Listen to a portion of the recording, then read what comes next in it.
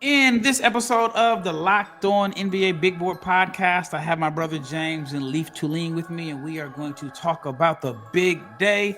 By the time you are listening, it will be the day of the big decision for players to stay in the draft or return to school. We've already had some surprising news about prospects deciding to stay in school. Stay tuned.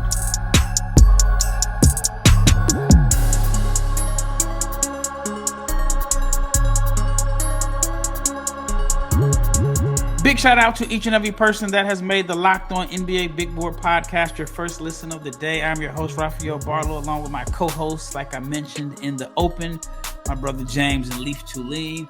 And we're going to talk about the big decision because NBA prospects who have entered the draft have until Wednesday night at 11:59 Eastern to withdraw from the NBA draft and maintain their college eligibility under the NCAA deadline. So we're going to talk about the players that have a big decision to make, which probably will be trickling in later on Wednesday, and the players who have already made their choice. But if you're not subscribed to the Locked On NBA Big Boy YouTube channel, please subscribe, like, share, comment, and click the bell so you can be notified every time we drop an episode. We're trying to come at you at least 5 days a week. June is right around the corner, which means it is draft time. And all the podcasts and all the work and research we've done from watching games and studying film, it will all be over as we prepare for the 2026 NBA draft, which is already an exciting class. All right, let's start off with the big news for today. I'll start with you, Leif. How shocked were you that Yaxel Lendeborg, a player who I think most people would consider a first-round pick after just phenomenal year at UAB last year, he entered the transfer portal, committed to Michigan. I didn't know if he was going to ever step a foot on Ann Arbor's campus or Michigan's campus in Ann Arbor again, but he ultimately decided to return to school, return to college basketball, go to Michigan. How shocked were you that he made this decision a day before the deadline? Not that shocked, actually, because he said at the combine that he was 60-40 leaning towards returning to Michigan. And I felt like though he performed fine, his testing was solid, it didn't move the needle. And it would have to be a guarantee within the top 20 to feel like, hey, I'm getting $3 million at Michigan. Now I'm guaranteed a better role, and I don't know if my stock can rise or not. Like Danny Wolf's a prime example of what you can do in Dusty May's offense as a ball in hand, bigger guy. So I actually expected in this process him to come back, though as the combine went on, I saw more and more rumors that he would stay. But my initial gut reaction going into this process before the combine even happened was that he would go and stay in college basketball and go to Michigan. So not that shocked, but maybe I'm in the minority on this one. I thought it was going to be 60-40 towards staying in the draft. I thought he played well enough to be a first-round pick. I don't know what he was looking for in a sense. I mean, I've heard people say he was looking for a first-round guarantee. James has a good relationship with one of the assistant coaches at Michigan who was at the combine. We talked to him. He told us it was 50-50. What are your thoughts on that, James? I mean, I didn't want to talk about it at the time just because, man, I don't want to be aggregated and all of a sudden somebody takes a half a second of what we said and it ends up going viral in Michigan. But the coach did tell us 50-50. What are your thoughts on Lendeborg going to Michigan? So I think when we talked to the coach, he said it was 50-50, but that was before the scrimmages. Yeah. So I was thinking, okay, 50-50, I could dig it. Maybe that's coach speak. You want 50-50 because, hey, it gives you the best chance to win next year. Like you said, I thought he played pretty well in the scrimmages, at least well enough. And at that point, if you'd asked me, I thought he'd be 60-40 staying in the draft. So him going back to school is surprising to me. I think I had him at like 33 on my second round that wasn't going to come out, but guys going back to school, it'd been a waste of time. But I still feel like at 33, there's guaranteed money there. How much money is guaranteed versus what you get going to Michigan remains to be seen. But it will be interesting to see, like, how does he improve his stock at Michigan next year? because yes, you can say Danny Wolf, he went from Yale to Michigan. Danny Wolf, we likely think is a first round pick, but I believe Yaxel will be 23 this time next year. And it's like, what happens if he has a down year? So it's a risk, but it's a risk with some money in your pocket. But I personally would have stayed in the draft, and I thought he was staying in the draft. Yeah, what's interesting is I had him as a first rounder. I had a first round grade on him, and it looks or appears as if your ranking of him being number 33 was probably more consistent with what he was hearing. But if you're at 33, it's still not guaranteed. Your agent has to negotiate guaranteed money. And so I think maybe he felt like it's too risky. And I get it. I mean, I feel like if you're not guaranteed in the top 25, go back to school, because you're only giving yourself a 5-pick wiggle room for guaranteed money, unless your agent can negotiate some guaranteed money in the negotiating. But Lendeborg had a phenomenal year at UAB, 17.7 points, 11.4 rebounds, 4.2 assists, also averaged 1.8 blocks, 1.7 steals, and had the best statistical game I've ever seen in the history of basketball that I've seen. I know Wilt had some crazy numbers, but there was no footage of those games. But he had 30 points, 20 rebounds, 8 assists, 4 blocks, and 5 steals back in March at the AAC tournament. I was at a game once in Utah where Kevin Love had 30 and 30. And that would be the only one that rivals it, but obviously unbelievable game by Yaxel. I knew a guy, or I don't know him very well. I'm good friends with a guy who plays, whose teammate in high school played against Yaxel and just gave rave reviews. And he was saying that like this guy should go in the top 15, top 20, because he's got very good game, with more than he can demonstrate on an NBA court. And, I'm extrapolating out of where he was saying, like, this guy belongs, you should go top 20. The rationale was you have more space and more good players around him. That skill set translates and even gets better, as I believe his pitch. But this is a guy that knows ball at a very high level, played in that league, played against him. I'm very curious to see if Yaxel goes to Michigan and is given the same Danny Wolf thing, and see if he's on the highest level consistently, if he's given more of a belief system. I think people still hold it against him that he was not doing against the best of the best competition-wise. Yeah, I agree 100%. But James touched on it a little bit. It's like, all right, what can he show next year at 23 to be a first-round pick? See, I was talking to a team today, and they're bringing guys in for what they call the 61st pick. And he mentioned that. Explain to me what the 61st pick is. Because basically the 61st pick is the next pick after the draft ends, like guys that they're going to call immediately, try to sign the 2-way deals. And he said that normally you have freshmen that are just didn't want to go to school and wanted to be a pro, but now you don't have any of those freshmen. He said there's only a handful of freshmen that are betting on themselves. But other than that, it is just a bunch of guys that are 4-year guys or 5-year guys that he mentioned are going to be on 2-way contracts. So it feels like you're going to have some experience on your 2-way guys, just in case you get in a situation where you need to play guys on 2-way deals. But he said there's just not a lot of freshmen to choose from. All right, up next, we're going to talk about Alex Condon, who also made the choice to return to Florida. Leif is going to explain what that means for Florida's chances of repeating for a national championship. And then we're going to talk about the guys that have huge decisions to make on Wednesday. NBA fans, you know exactly what time it is, and the playoffs means big performances and even bigger rewards. And DoorDash is bringing the heat with a slam dunk deal for Dash Pass members during the 2025 NBA playoffs. It is called If They Swoosh, You Score. And anytime a player drops 50 or more points in a playoff game, Dash Pass members will score a free 3-piece crispy tenders combo from Wingstop the very next day. All you have to do is place an order of $20 or more. Use the code WINGSTOP50 at checkout, and that combo is yours. A crispy, delicious, and totally free 3-piece crispy tenders combo from Wingstop.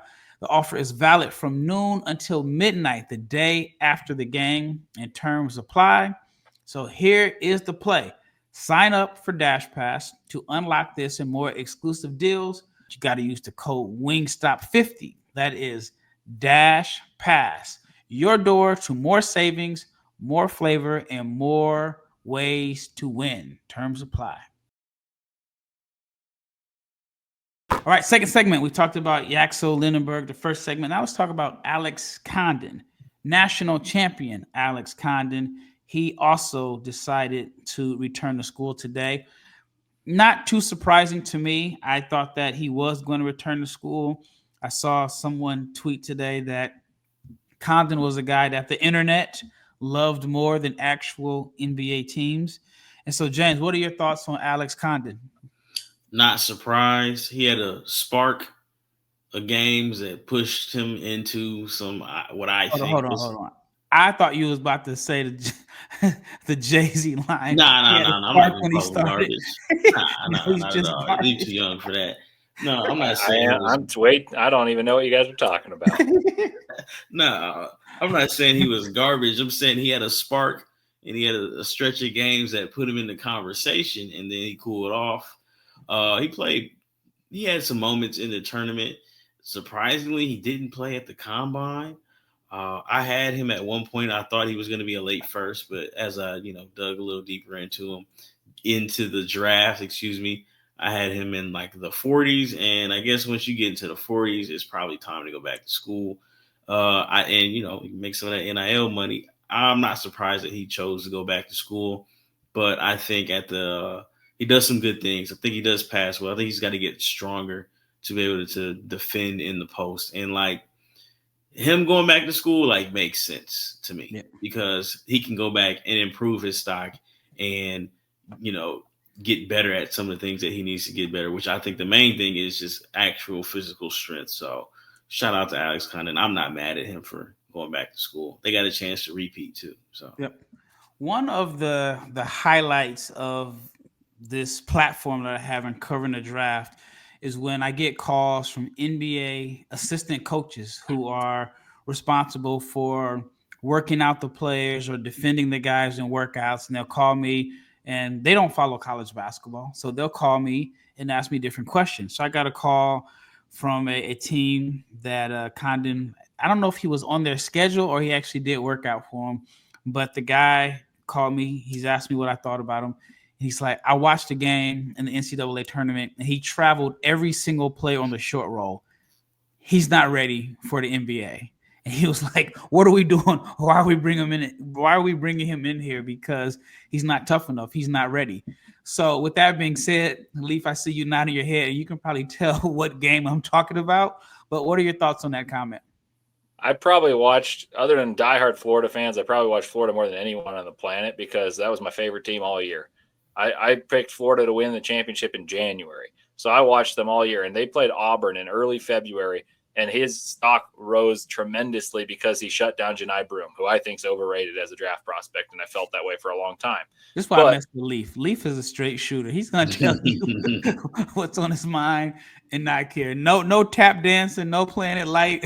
I think he's overrated, and I'll say it again. So sorry. I've been saying it since last year. And this year he was fantastic in college basketball, but it doesn't apply. He has no vertical lift. But the line that I used for Tony Bradley a couple of years ago is you can't jump over a phone book. But anyway, the point about Janai Broome is he couldn't score on Condon because Condon would wall up, even though he was physically outmatched based on the girth. He would push Condon under the hoop, and Condon would wall up, and all of a sudden you saw Condon shoot up boards. However, the best prospect on Florida was Thomas Houck, and that was also apparent in that game because he had 16 and 8.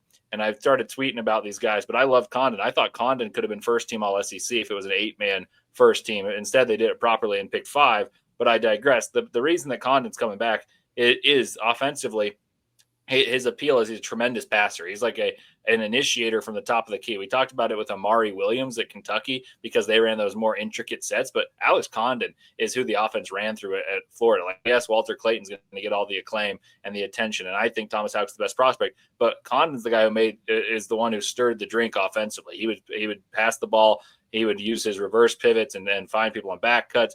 But as soon as you put him on the short roll, he got happy feet.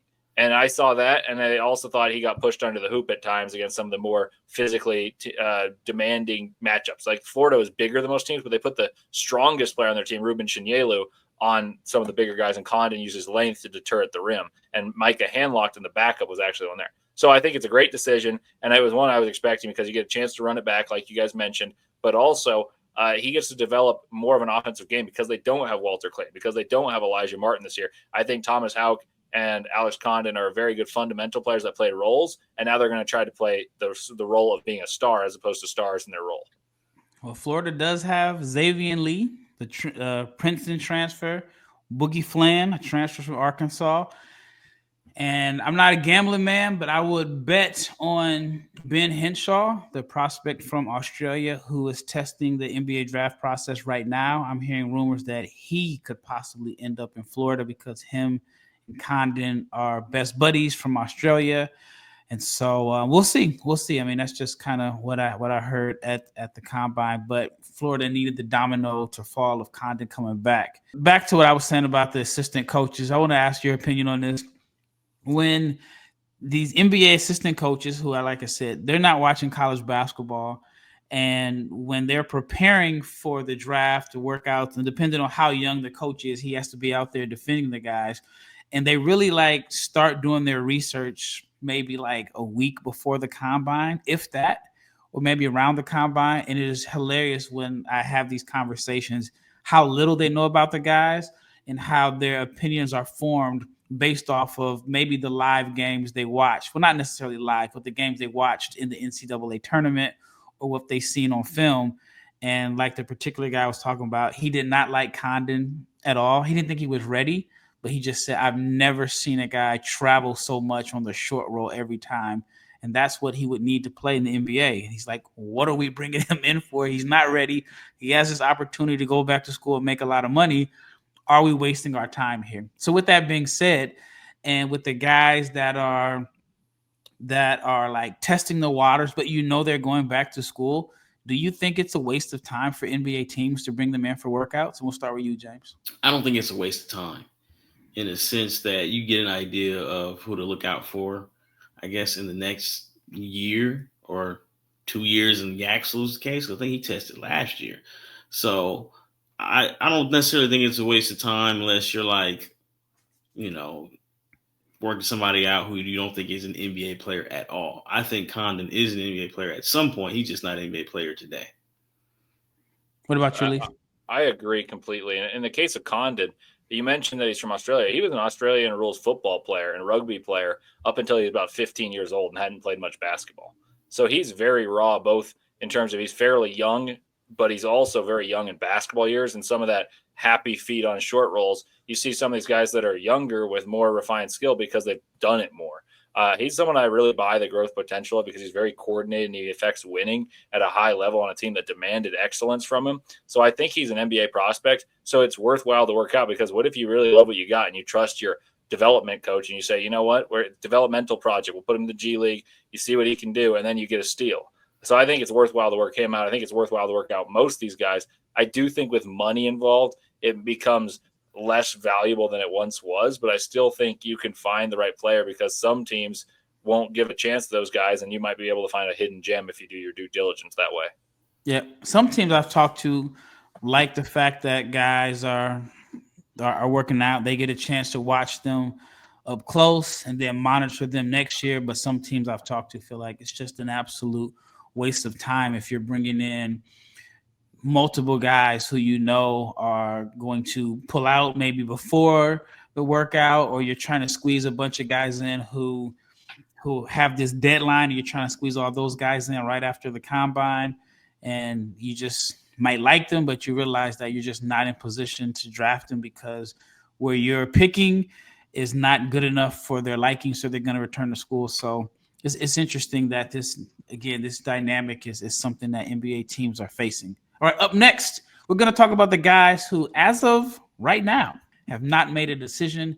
And we here at the NBA Big Board Crew, we're going to share our thoughts on should they stay in school or go to the league. All right, last segment. So We have some players that have not officially made a decision. Maybe a decision will be announced while you're listening to this before. But let's start off with Tahad Pettiford. Huge decision to make. I can't put my finger on which direction he should go in. I thought he helped himself at the combine. And I've had people tell me like he should have shut it down after that one game at the combine where he had like 23-8. And then the next game wasn't that good. It had quite a bit of turnovers. I don't know which direction he's going in, so I'm gonna put you in a hot spot, Leif. Tahad Pettiford, you're his representation. You're representing him at the draft. Stay or go? Ooh, representing him's different. Yeah, it's the hot seat here. I would say he should go back. I think he'll stay, though. The reason I would say he should go back is he's going to get paid a boatload of money and be the primary featured guard. And there's going to be people that are skeptics because he mostly, when he played with the ball, it was pick and roll, and he would score for himself. You didn't see him run an offense as much. They typically ran offense on flex actions, and it would be big-to-big passing for Auburn. If you really dive into their film, they would run Cardwell as someone who would feed the ball to Broom on emptying the vacant side, feed it in, and then they run flex action and get a corner three for Kelly or someone filling up like Baker Mazzara. And it was simple. You didn't get to see him run pick and roll as frequently, though he ran a decent amount. I'd love to see him have the opportunity to have the ball in his hands. You might be, maybe they're scared and say he's not going to be doing that well, and he may not outperform the 23-8, which is why I think he stays in. But I also think because Auburn's not that great next year is the other reason I think he goes. But I'd love to see him come back, and that's what I think he should do because you'll get great money and be able to showcase yourself further. But I do think he stays in it. My gut says that. All right. How different is it from the perspective of if you were representing him or if you were just advising him or if you were him? How big of a difference is it for you?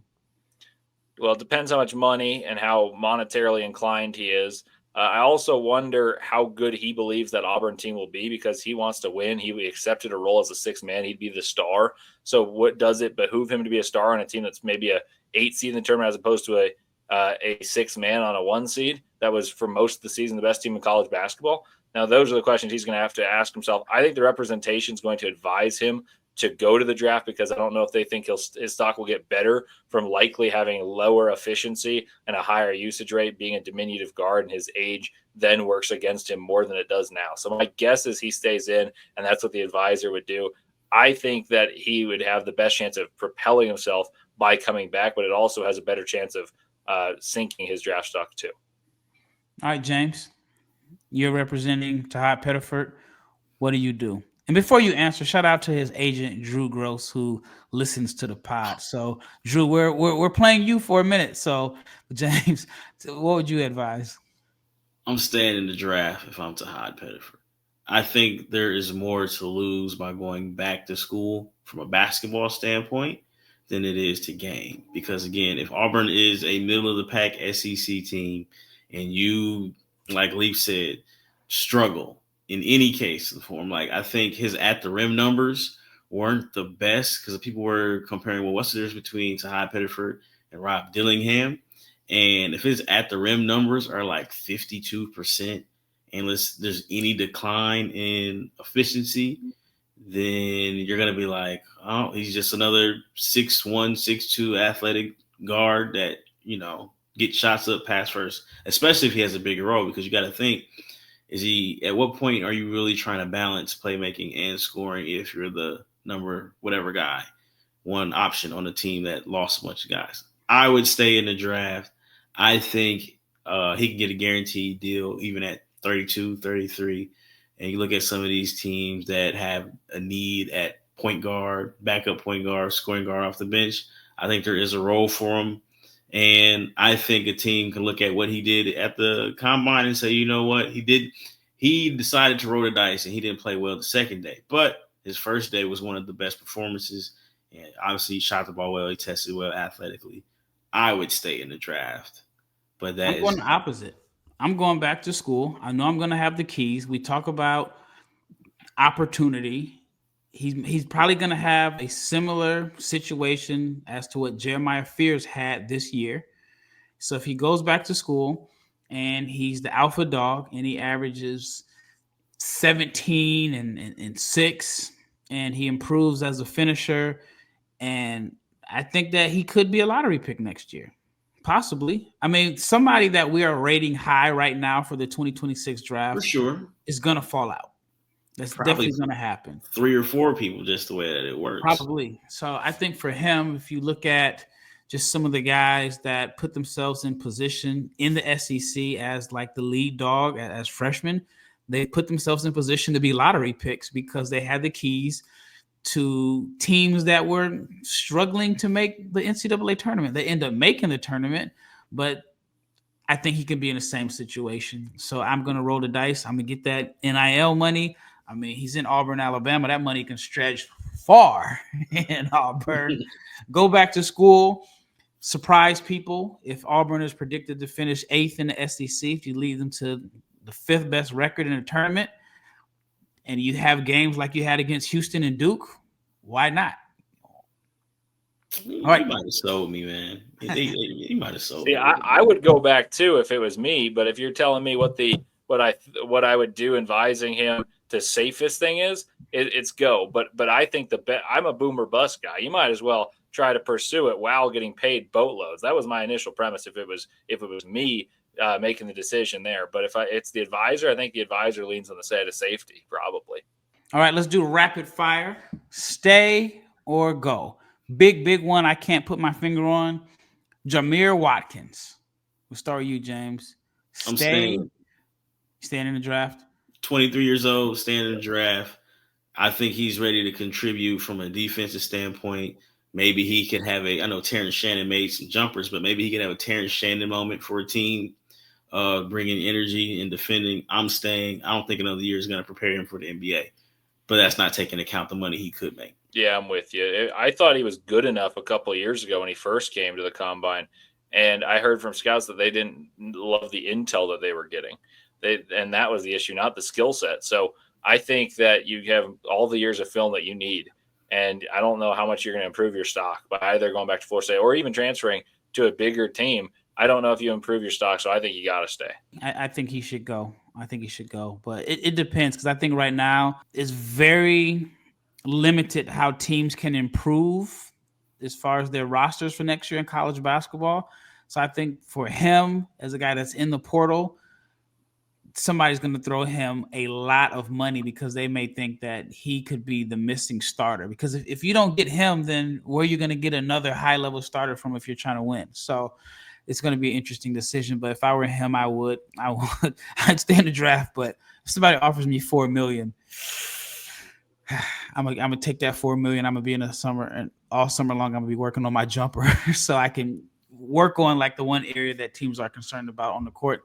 All right, Otega Owe. Rumors are he has a massive $3 to $3.5 million offer to return to Kentucky. Start off with you, Leif. If you're Otega Owe, not the agent, not his representation, but if you are Otega Owe, what are you doing? I'm going back to school, and the money obviously helps, but that Kentucky team's going to be loaded. They got 2 of everything next year. Get a chance to win a championship, get paid, be the primarily featured guy. I think that's a no-brainer, but also I will fully admit to everyone, I love college basketball, so this definitely influences my opinion. All right, based off of what Leif said, James, with that Kentucky team being loaded, does that impact your decision? Because Kentucky likes to play a lot of guys. He did average 16 a game last year, and that number could increase. But if you're Otega, what's your choice?